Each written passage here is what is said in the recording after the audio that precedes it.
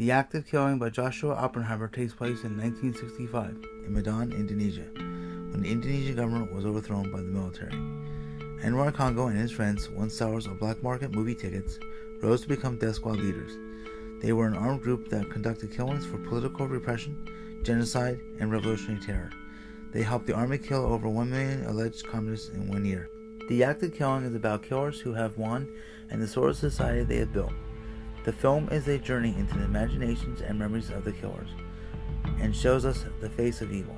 It is a society where killers can joke about crimes against humanity and celebrate their moral disaster with ease. They explicitly fashion themselves and their methods of murder after Hollywood idols. They write scripts, play themselves, and play their victims. These men have written their own history and become role models for young paramilitaries. Their project is to make a movie about brutal campaigns against communists. Anwar was the most notorious leader in his city and offers a straightforward lesson on death squad techniques. Beating a suspected communist to death produced too much blood, so Anwar preferred strangling his victims with a wire.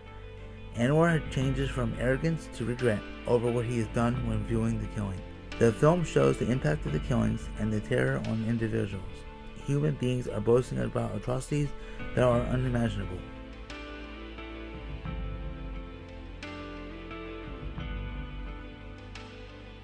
Some scenes in the movie are absurd, such as the scene where dancers parade from the mouth of a giant fish, but it does not distract from the horror.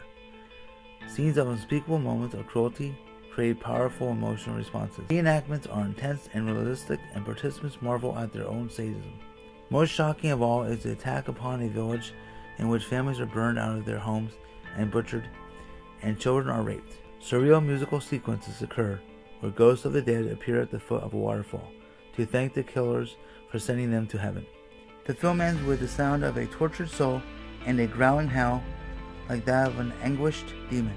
In between, one enters into a long abyss of unspeakable horror and utterly mundane madness.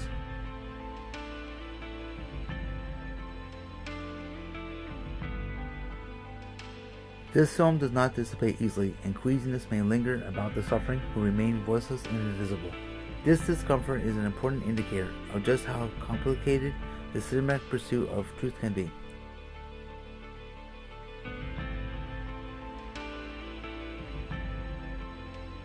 Films about historical atrocities usually embrace the perspective of the survivors, victims, or resistors. The dead cry out to be remembered, and the living provide consoling stories of courage and resilience. They have unearthed the deepest truths about Indonesia's dark and violent past. Oppenheimer uses wide shots, low-key lighting, overlapping, and diegetic sound to create the mise-en-scene.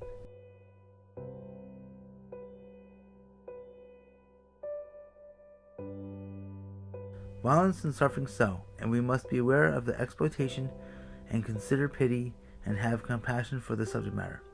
It would be dangerous to ignore our threatening world and not be concerned in how it is presented. We must question if viewers' perceptions of reality become eroded by so many images.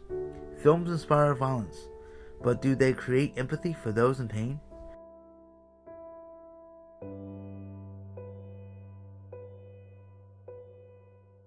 Spectacle has reality, and most people are disillusioned by man's actions.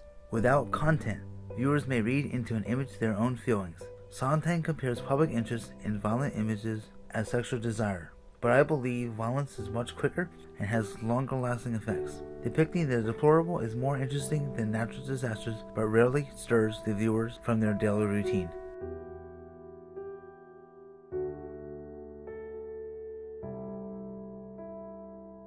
Peace is no longer the norm, and films create beauty from horror by being creative. Awareness of cruelty and attracting the morbid highlights today's living. Saturation could cause public empathy by repeatedly using horrific images. Showing pictures of suffering doesn't change much, but it is necessary for moral maturity and reminds us of the ability for transgression.